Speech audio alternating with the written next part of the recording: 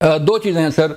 एक तो वज़ीर-ए-आला केपी के अली अमीन गन्नापुर का इस्तीफ़ा, और उस इस्तीफ़ा के बाद जो है अब जो सूरत पैदा होने जा रही है, एक तो इलेक्शन कमीशन का जो फैसला आया है, नोटिफिकेशन जारी कर दिया गया है, सुन्नी इत्तेहाद कौंसिल और तहरीक इंसाफ के तमाम अरकान को जो है आज़ाद डिक्लेयर कर दिया गया है। तो इस सारी सूरत हाल में आप समझते हैं कि तहरीक इंसाफ इस काबिल है कि वो अपना वज़ीर-ए-आला मुंतखब कर पाएगी? जावेद साहब, thank you very much.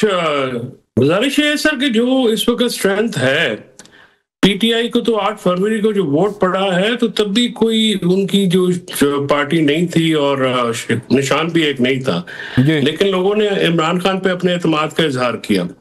KP में कोई भी जो ये इलेक्शन कमीशन का जो ये नोटिफिकेशन है, या ये तो हमेशा शुरू हो जाती है जब कोई इस किस्म की सिचुएशन आती है, लेकिन अगर कोई शख्स ये कहे जिसने अपनी सियासत दाव पे लगानी है, वो तो बिल्कुल जाके करें, जो मर्जी करें, लेकिन जो लोकल प्रेशर है बहुत ज्यादा, और केपी में खासकर उसमें लोगों की, अवाम की, जो लोग अवामी नुमाइंदे होते हैं वो तो अवाम की मांगों के खिलाफ नहीं जा सकते।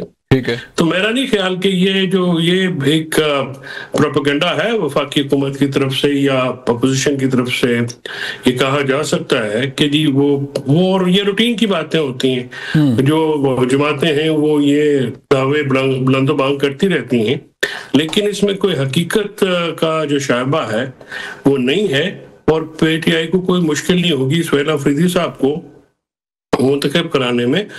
दूसरा ये है कि सुहेल अफरीदी के खिलाफ जिस किस्म की जबान इस्तेमाल की गई है वफाकी हुकूमत के 2 वज़रा की तरफ से, वो जाती की बात है। आप किस तरह से एक पख्तून जो इलेक्टेड एमपी है उसको आप इस तरह कह रहे हैं कि दहशतगर्द, कौन से दहशतगर्दों की सरपरस्ती? अगर कोई अपने अवाम की बात करेगा तो जाहिर है वो उसको आप दहशतगर्दी की हमायत तो नहीं कह सकते, और इस चीज को भी मुझे नहीं लगता, मुझे समझ नहीं आती कि लेकिन चौधरी साहब फिर वही बात आती है जो आप हमेशा कहते हैं कि तहरीक इंसाफ के अंदर लीडरशिप का फुकदान है, फैसले जो है वो सही नहीं होते, और फिर जब फैसले सही नहीं होते तो फिर उसके असरात भी जो है वो पड़ते हैं जमात पे। ऐसे वक्त में जब वहाँ पे इंटेलिजेंस बेस्ड ऑपरेशन हो रहे हैं, हमारे सिक्योरिटी फोर्सेस के जवान जो है, अफसरान जो है अपनी जानें कुर्बान कर रहे हैं, तो ऐसे वक्त में सुहेल अफरीदी का नाम जो है वो सामने लेके आना या सुहेल अफरीदी को नामजद करना, ये दुरुस्त फैसला है आप समझते हैं कि इस सारी सूरत में? और आपको पता है कि सुहेल अफरीदी का जो कैरियर है वो भी आपके सामने है। नहीं, क्या है वो सुहेल अफरीदी पे एतराज क्या है? सुहेल अफरीदी जो है, क्या वो किसी बैरून मुल्क एजेंसी के लिए काम करते रहे हैं? अभी वो एक इलेक्टेड लोग हैं, वो अफरीदी हैं, कबीला है बहुत बड़ा, वो आईएसएफ के हैं, बिल्कुल स्टूडेंट लीडर रहे हैं। अफरीदी साहब ने कौन सा ऐसा गुनाह किया हुआ जिसके ऊपर एतराज हो गए, और उनके नाम के ऊपर इतना ज्यादा शद्दोमत के साथ जो गुफ्तगू की जा रही है? मैं तो समझता हूँ कि ऐसे मौके पे जिस तरह से हमारे जवान शहीद हो रहे हैं, जिस तरह से हमारी पुलिस फोर्सेस और आम लोगों की शहादतें हो रही हैं दहशतगर्दी के नतीजे में, तो वहां पे कबायली इलाकों से, जो सबका कबायली इलाके हैं, उनसे एक शख्स आए जो कि कबायली जो हमारे लोग हैं वो भी इस सारे मामले का बहुत लाजमी मलजूम हिस्सा है।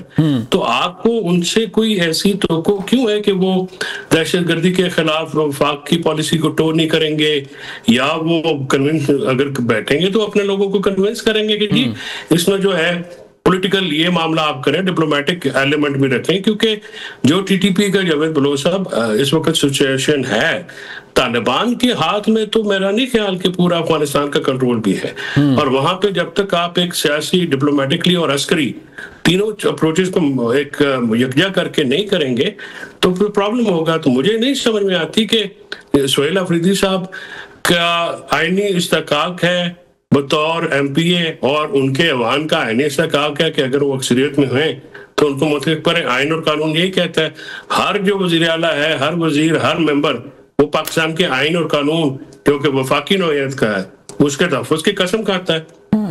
तो बाकी जो है सारे, ये मैं समझता हूँ कि प्रोपेगेंडा वॉर है, इसमें हकीकत नहीं है। सुहेल अफरीदी साहब जब आएंगे अपना वो साबित करेंगे, ना उनके करियर में कोई मसला है, ना उनकी शख्सियत में कोई मसला है। लेकिन सर सारे लोग आजाद हो गए ना चोई साहब, सारे लोग जो है वो आजाद हो गए हैं तहरीक इंसाफ के, सारी सर 8 फरवरी को भी तो आजाद थे ना, ये कोई आर्गुमेंट नहीं है। देखिए ना, आप जो पीटीआई के जितने भी लोग हैं, वफाक में कितने लोग टूट सके, पंजाब में कितने लोग टूट सके, नहीं होंगे लोग। ये जिसने, मैंने अर्ज किया ना कि जिसने अपनी सियासत को खैराबाद कहना है, 120 मिला वो करते रहे, लेकिन जिसने सियासत करनी है, जिसने अपना मामला चलाना है, उनको तो इमरान खान के बगैर तो सियासत नहीं हो सकती।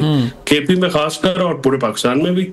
ये तो एक मुसलमान बात है, पॉलिटिकली वो बहुत पॉपुलर हैं, उनके मुकाबले में सियासी तौर पे जो हुकूमतें हैं, जो इस वक्त हुकूमत में मौजूद पार्टी, अचानक फैसले होते हैं ना, इसलिए जो है वो सवाल उठता है कि अचानक फैसला हुआ। अचानक देखें ना, गंडापुर का फैसला अचानक ही हुआ ना, अचानक अडेला जेल में मुलाकात हुई और फैसला आ गया जी कि गंडापुर इज नो मोर। तो नहीं, असल में ऐसी बात नहीं है, असल में ऐसी बात नहीं है।